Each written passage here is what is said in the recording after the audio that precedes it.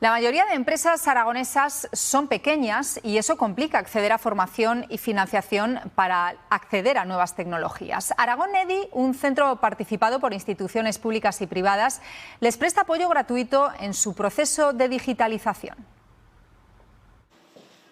España es el 14º país que más ataques informáticos recibe. Nos lo cuenta Santiago, que lo monitoriza en tiempo real para su empresa, Wise Security. Analista de ciberseguridad, destaca la importancia de los cursos de formación.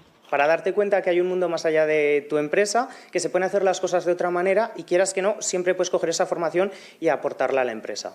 Participó en un módulo de Aragón EDI, un centro digital de referencia europeo.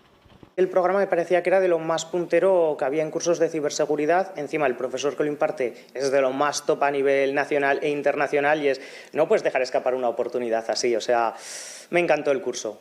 70 empresas de diferentes sectores han pedido ya este año formación digital a un centro que se ha marcado un objetivo ambicioso: transformar las pymes de cualquier sector y hacerlo gratuitamente. Los nuevos cursos empiezan en abril. Aragón está en un 45% de puestos de alta capacidad tecnológica y todas las comunidades que nos rodean están ya por encima del 50%. Estamos en el momento de elevar y empezar a transitar hacia puestos de alta cualificación. En el centro colaboran 7 entidades públicas y privadas. La aplicación de inteligencia artificial es el servicio más popular, pero la logística y la mejora de procesos, explican, ganan demanda día a día.